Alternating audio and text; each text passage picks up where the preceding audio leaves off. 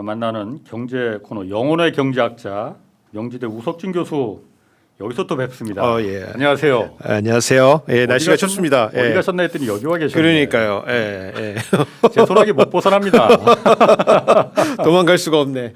부처님 손바닥이지 뭐. 도망갈 수가 없어. 예.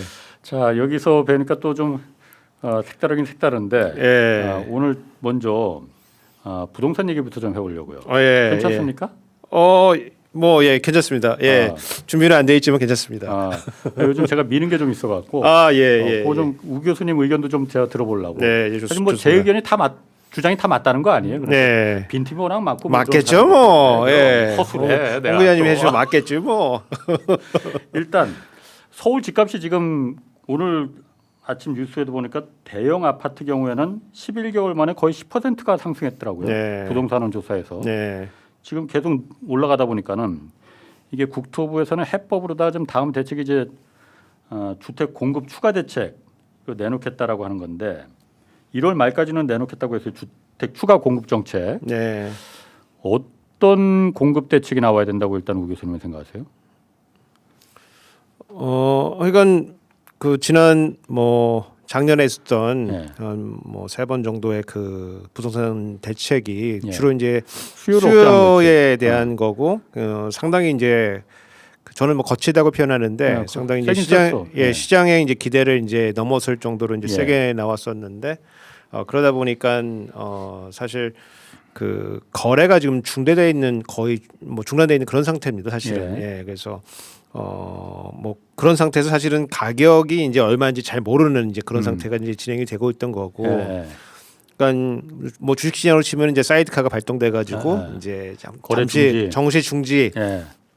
그러면 열기가 좀 이렇게 식으면은 그때 한번 다시 한번 생각해 보자 이제 이제 이런 거였는데 이런 정책의 단점이 들어갈 때는 들어갈 수가 있는데 나오기가 좀 어렵습니다 사실. 출구 전략이 나오기가 어렵습니다. 왜냐면 지금 부글부글 끓고 있잖아요.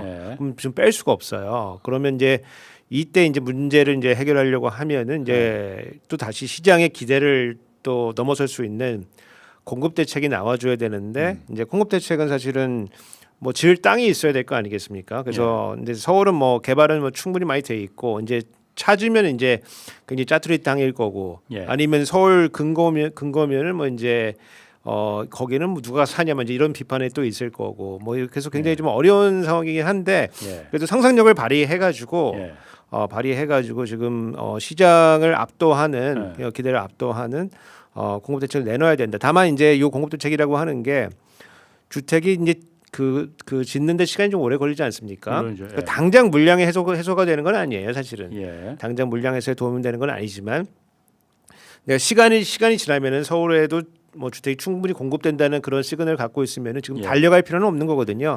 그리고 뭐 그런 차원에서 좀 강력한 그리고 상승력을 동원한 이제 그런 대책이 좀 나와줘야 된다 이제 이렇게 보고 있죠. 제가 사실 그러니까 그냥 제가 생각하기에는 얼마 전에 조국 대표도 그 비슷한 얘기를 해놨던데 어쨌든 이번에 국토부에서 내놓는 대책도 뭐 사실 되게 비슷할 거란 말이에요. 그러니까 땅 우리가 여기 택지 마련했으니 여기다가 민간 건설사들이 잔뜩 들어와서 여기다가 분양 아파트 분양 중심으로 다 해라. 그럼 이제 주택이 뭐 몇만 채가 더 공급될 거 아니냐. 그럼 그거로다가 이제 좀 집값을 누그러뜨릴 수 있다. 그런 게 먹히겠느냐 지금. 어쨌든 이게 집이라는 게 지금 한국 사람들 입장에서는 거주의 목적보다는 투자 아니면 투기의 목적이 훨씬 더 큰 거 아니에요. 나오면은 그게 바로 투기로다가 이어서 모든 유동성이 다 글로 빨려 들어가는 늘상 그래왔지 않습니까? 이런 대책이 또 필요하겠느냐 우리가. 그래서 제가 생각한 거는 제가 용수 맨날 미는 게 서울 시내 국공유지 있지 않느냐. 일단 가장 대표적으로 서울 가장 한가운데 용산 미군기지 곧 이전한다는데 거기를 공원으로 만들지 말고 아파트 짓는데 민간 아파트 분양 아파트 짓지 말자 거기다가. 그럼 또 거기 불장되니까 가장 노른자 땅이니까 공공 임대 아파트 짓자 다. 앞으로 그리고 성남공항도 거기 뭐 이전 얘기 계속 있지 않습니까? 성남 공항이 사실 원래는 옛날 전투 비행단이었는데 요즘 거기 전투기가 없고 왜냐면 추전선 바로 아래인데 거기 전투기가 어떻게 있나 그러니까 공군 이제 1호기 대통령 전용기가 이제 뜨고 내리는데 주로 거기 이용되니까 그 강남 바로 옆이잖아요. 거기도 공공임대주택 짓자. 그러면은 일반 국민들이 나는 집으로 다 돈 벌 생각 없어. 그냥 편안하게 들어가서 내가 평생 살 수만 있으면 돼. 편안하게 내 집처럼. 이런 대체자가 있으면은 그 대체자를 마련해 줄 수 있는 거잖아요. 그럼 집값이 좀 훨씬 더 지금보다 완전히 다른 개념이기 때문에 안정될 수 있지 않을까? 제 짧은 생각은 그런데 어떻습니까? 그러니까 지금 우리가 뭐 다양한 방법들을 좀 생각을 해봐야 되는데 이제 유효부지가 있어가지고 거기에다가 이제 원래는 택지 개발해가지고 이제 분양해가지고 그렇죠. 뭐 그 수익을 가지고 또 다른 사업하겠다 뭐 그런 논리로 했는데 사실은 그래야지 임대주택 짓는다 이런 논리가 그런 논리죠. 논리였죠. 전통적인 논리죠. 근데 이제 그렇게 해서 이제 우리가 뭐 재미를 못 봤거든요, 사실요. 왜냐하면 이 임대주택을 이제 정부가 좀 재고를 좀 많이 갖고 있어야지 민간 시장도 좀 견제가 좀 되거든요. 뭐 그런 취지에서 우리나라는 보통은 이제 지어가지고 시간 지나면 분양해가지고 그렇게 해서 돈 많이 번 기업이 이제 부영 뭐 이런 데인데 사실은 그렇지. 여하튼 그런 걸 이어왔는데 지금 재미를 못 봤기 때문에 우리가 이제 정부가 요거를 분양하지 말고 좀 질 좋은 임대주택을 좋은데 지어가지고 좀 가지고 타워팰리스 같은 임대주택 비싸도 좋다 이거예요 임대료. 뭐 타워팰리스는 모르겠지만 레미안 그럼 레미안 퍼스티지 이런. 여하튼 그냥 그 영어로는 디센트한 디센트한 이제 그런 집을 임대주택 유지를 해가지고 좀 민간 시장도 견제하는 거 저는 좋다고 보고 좀 생각을 조금 더 나아가서 뭐 서울에 대법원하고 뭐 검찰 대검하고 이런 데 서초동에 있을 필요가 있겠느냐. 그때 대법원 그 대법관 증언하자 그러니까 거기다가 짓는데 조 단위가 든다 그랬잖아요. 그거 생각해 보면은 거기 그 자체가 있을 필요가 있겠느냐 생각을 해보면은 세종시로 다 아니면 또 다른 데로 다 옮겨가지고 그 자리에다가 또 그 확보를 해서 임대주택을 또 집어넣는다. 이런 과감한 상상력이 좀 필요하다. 이제 이게 하나고. 그 다음에 이제 제가 갖고 있는 생각은 뭐냐면은 지금 그 공급 대책이라고 하면 당장 해결되지는 않거든요, 사실은. 그래서 집값을 잡는 가장 좋은 방법은 사실 대출 조이는 겁니다, 사실은. 대출 총량을 줄이는 총량을. 지금 총량을 조이지는 않고 작년에 계속 썼던 방법이잖아요. 근데 총량을 줄이지는 않았어요. 그래서 지금 대출은 계속 지금 사실은 줄지 않고 늘어나고 있는 거예요, 사실은. 그래서 이거를 이제 조정하는 가장 약간 테크니컬하지만 좋은 방법은 이 주택담보대출에 대한 이제 위험 가중치 은행들이 이제 여러 가지 자산에 대한 이제 위험 가중치를 쌓는데 예컨대 뭐 중소기업에 빌려주면은 빌려준 거 전액을 보통 이제 위험 가중치로 삼거든요. 주택담보대출은 보통 한 15에서 16 정도를 해요.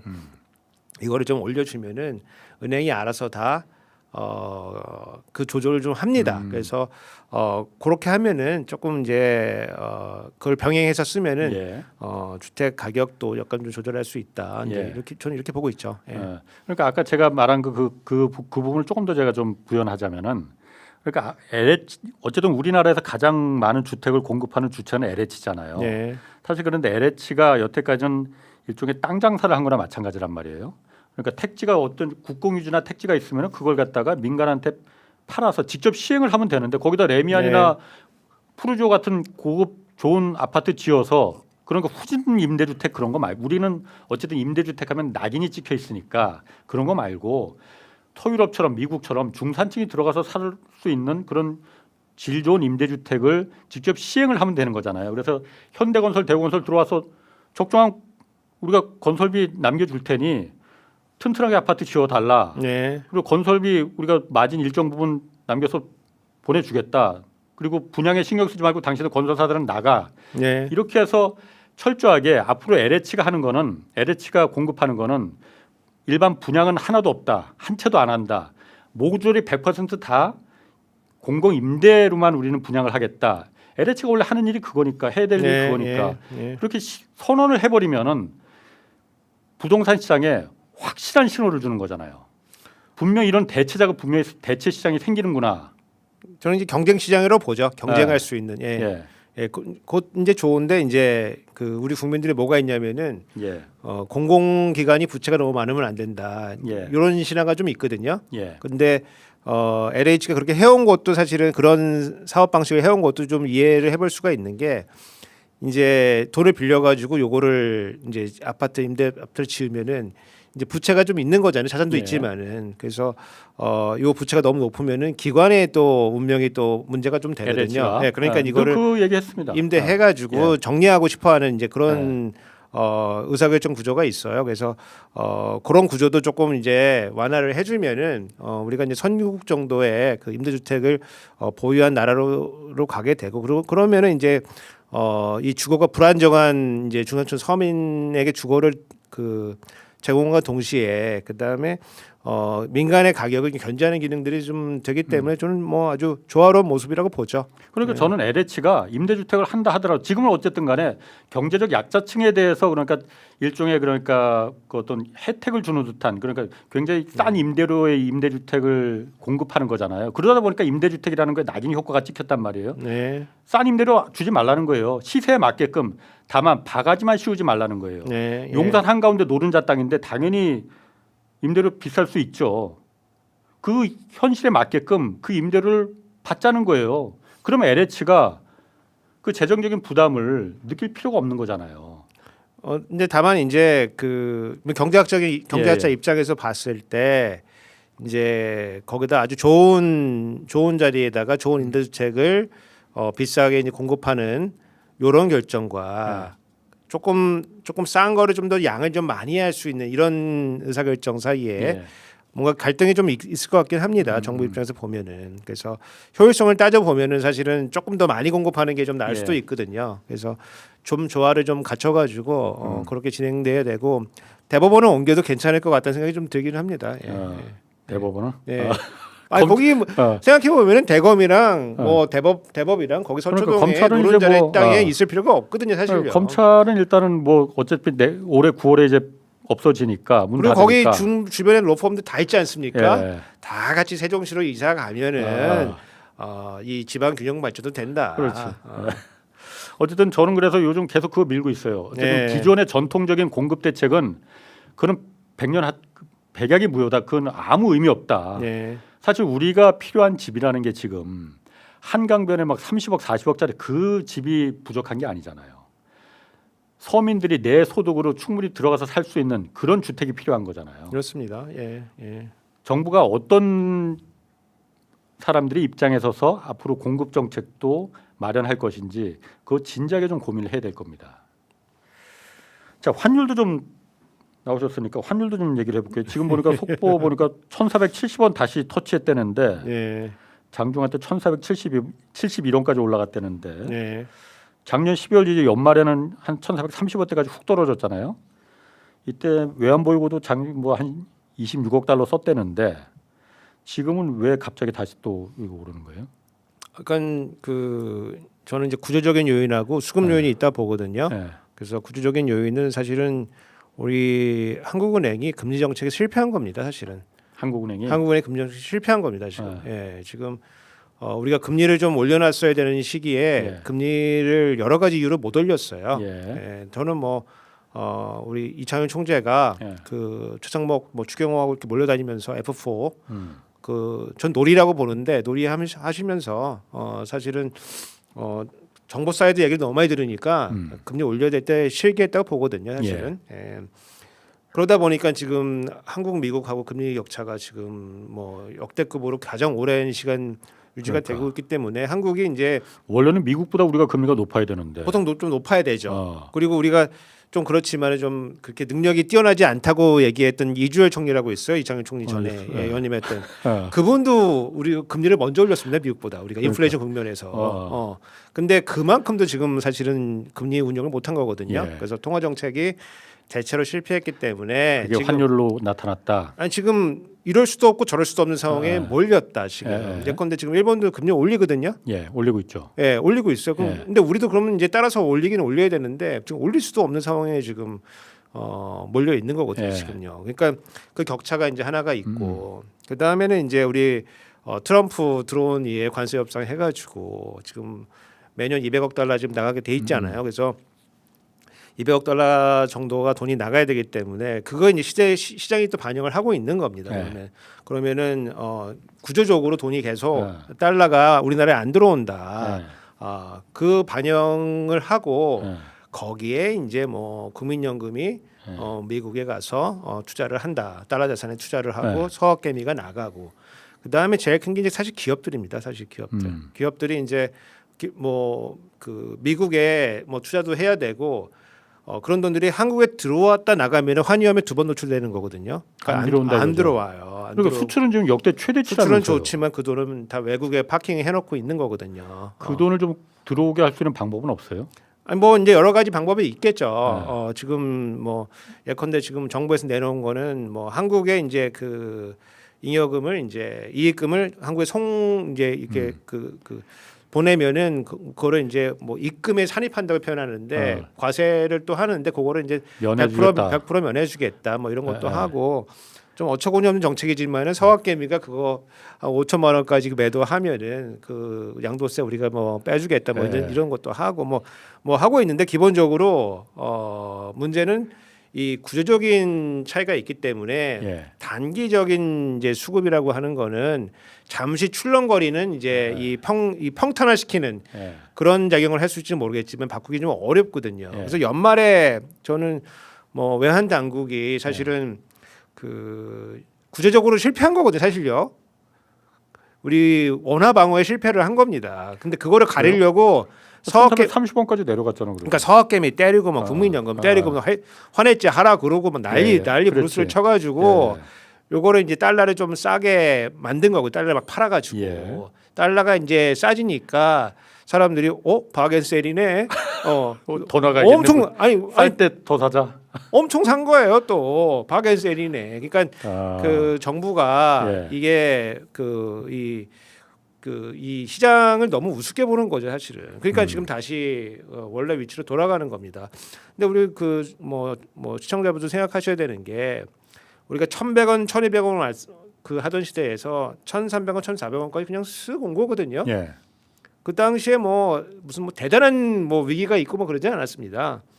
그냥 쓱 가는 겁니다. 지금 우리의 1,400원, 1,500원 시대로 어쩔 수 없이 가는 겁니다. 윤석열 시대가 있었지. 윤석열 시대를 우리 겪었기 때문에 윤석열 뽑았잖아. 그러니까 그게 뽑았잖아. 저희가 없었던 건 아니지. 그러니까 세상에 공짜는 없어요. 우리 뽑았잖아. 뽑았으니까 비용을 이제 나눠서 이제 우리가 치르고 있는 건데 거기에다가 미국 사람들이 트럼프 뽑았잖아요. 그러네. 그걸 또 우리가 또 내고 있네 또. 근데 우리 국력이 없어가지고 사실은 국력이 없어가지고 그거를 국민들이 나눠서 치르고 있는 중이다. 지금 트럼프 얘기하니까 트럼프가 지금 어쨌든 그 우리하고 상호관세 협의가 지금 그 위법이다 아니다 해서 대법원에서 가 있죠. 미국 대법원이 내일인가 모레인가 그 결정이 나잖아요. 근데 위법 결론은 날 가능성이 높다는데.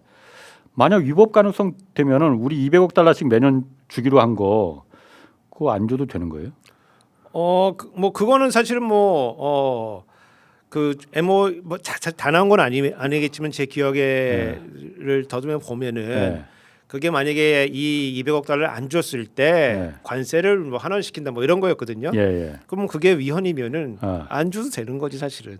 안 줘도 되는 거다. 그러니까 뭐 테크니컬리 한미 관계가 안 자세히 모르고 말씀하시는 거죠 지금 그러니까 정확하게는 그러니까. 그러니까 제 기억을 더듬어 보면은 그 MOU에 만약에 요 그 200억 달러 주는 거 요거를 이행하지 못했을 경우에는 그 관세를 원위치로 환원시킨다. 그러니까. 뭐 이런 조항이 있었던 것 같아요. 그러니까 여한국 통상교섭본부장도 지금 미국 가 있잖아요. 그래서 그것 때문에 가 있는데. 어젠가 그제 그 기자들하고 인터뷰할 때 그거 어떻게 되냐 이 질문이 나왔었나 봐. 그랬더니만은 예단하기 힘들다. 어떻게 될지. 그거는 그러니까 200억 달러 안 줘도 되지 않을까라는 저는 그런 뉘앙스로 그런 기대를 뭐 해서 그런지 몰라도 그렇게 받아들였거든요. 근데 안 줘도 되긴 하지만은 안 줬을 때 생길 수 있는 다른 종류의 관계들 때문에 상당히 좀 난감할 거다 사실은. 어쨌든 그걸 레버리지로 해서 조금 이렇게 좀 차일피일 좀 미루고 이런 건 좀 가능할 수도 있지 않을까. 그러니까 위헌은 사실은 명확한데 뭐 우리나라 법관들도 그렇지만은 미국 대법관도 뭐 너무 대충 갖고 막 그러지는 않거든요. 그래서 폭넓게 인정할 가능성도 사실은 존재하는 거다. 이 경제 대권에 대해서. 그건 좀 가능성을 보는 가능성이 열려 있다 이렇게 보죠. 미국 대법원 좀 판결이 나오는 걸 보고 좀 얘기를 하고 지난주에 그분 한번 보셨나 보네. 이해운 그 장관 후보자. 제가 또 만났죠. 재정 전문가 간담회. 그렇죠. 예. 이게 열렸었어요? 한번 만나자고 연락이 와가지고. 예. 우 교수님을? 그러니까 이제 경제학자 몇 분 해가지고. 몇 손가락 안에 그럼 들은 거야 그럼 우 교수님이? 제가 들었죠. 야. 조만간 조만간 대단히 감사합니다. 예, 다 이게 홍선이 경제쇼에 나가가지고 알려져가지고 제 덕분이네. 예, 그렇습니다. 예. 그래서 무슨 얘기했어요, 그러니까? 그러니까 이제 여러 가지 그 도덕적인 문제 일단 빼고 예. 한국의 재정 상황과 이제 기획예산처가 이제 해야 될 거는 뭐냐 이제 그런 얘기를 드렸고 제가 가기 전에 이해운 후보자의 박사학위 논문을 읽고 갔습니다.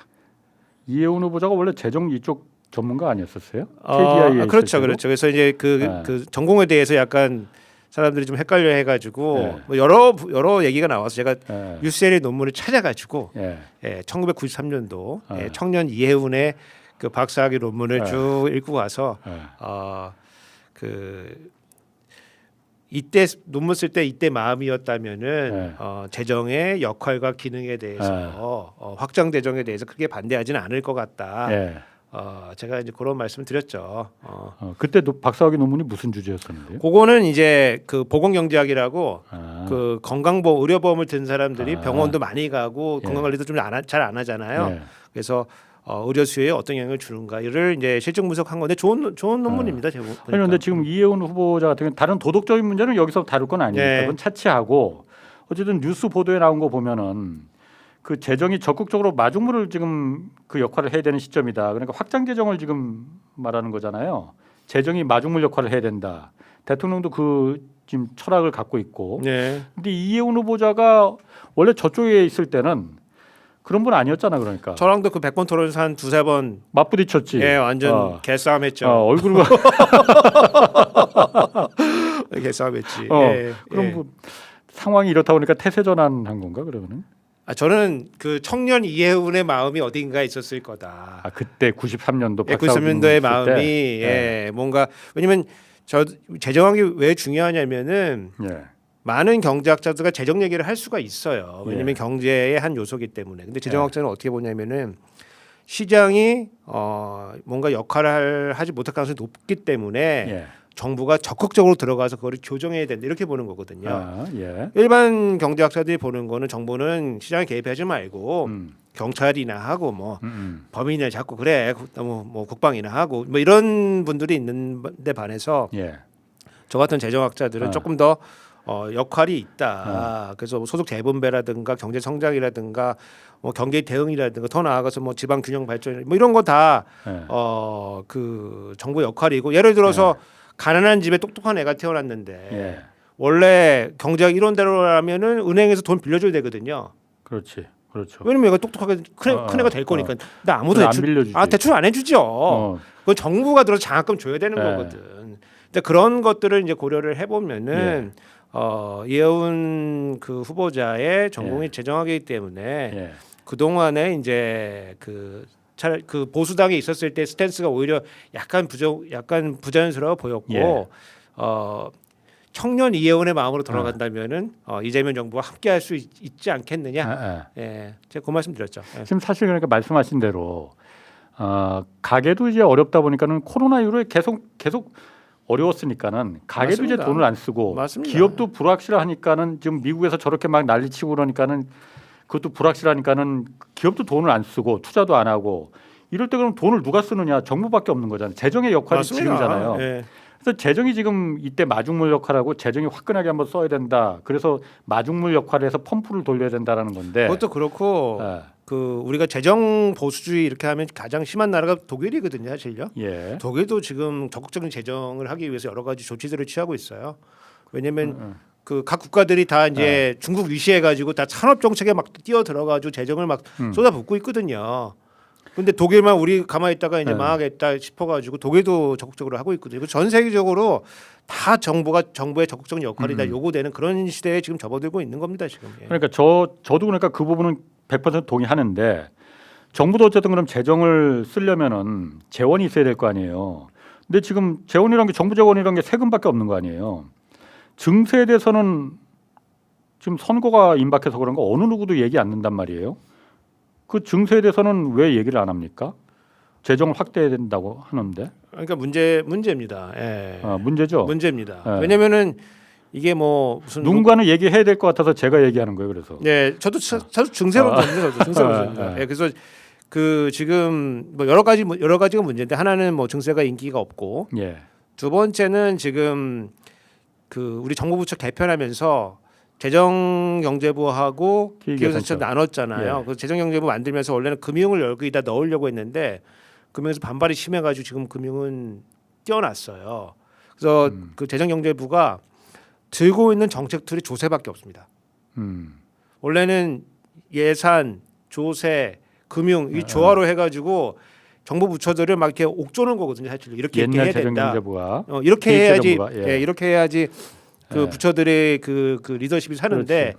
지금은 조세밖에 안 들고 있어요. 확 쪼그라들었네. 예, 그러니까 이제 조세로 하는 게 조세를 깎아주는 수밖에 없지.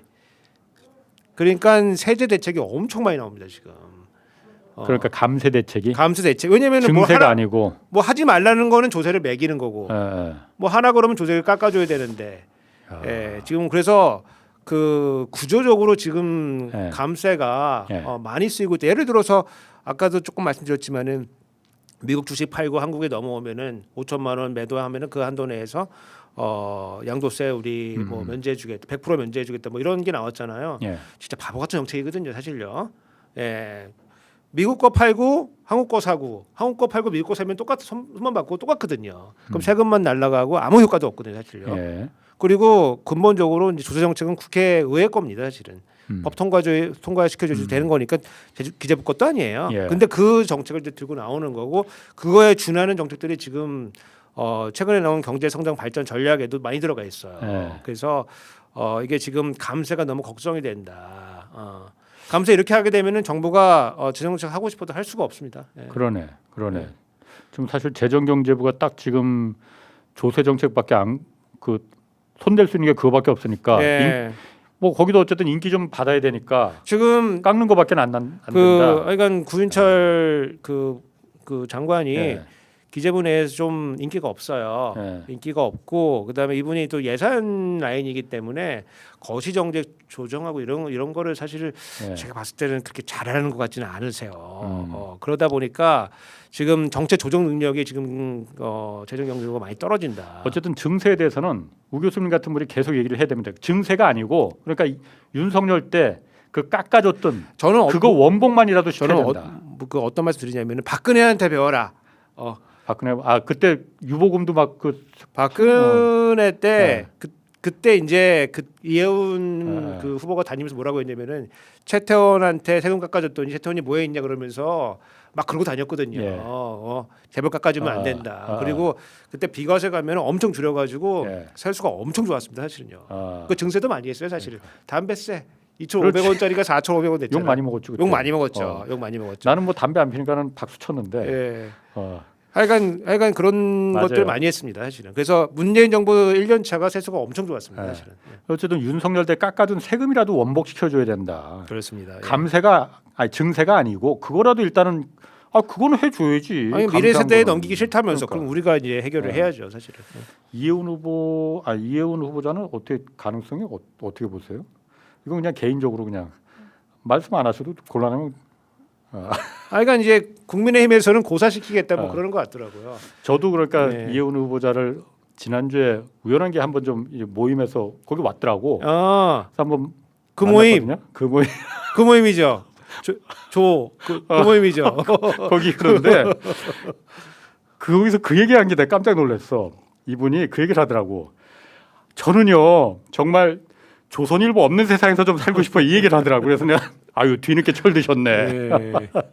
그분이 권력에 대한 욕망이 대단하기 때문에 그분이 손 안 댄 곳이 없잖아요. 바깥일도 열심히 하고 집안일도 열심히 하고 아들도 챙기고 아빠도 챙기고 뭐 약간 열심히 하니까 뭐 잘 헤쳐나가리라고 저 생각하고 있습니다. 청문회 때 보겠습니다. 자 오늘 여기까지 해야 되겠습니다. 우석진 명지대 교수였습니다. 고맙습니다. 감사합니다.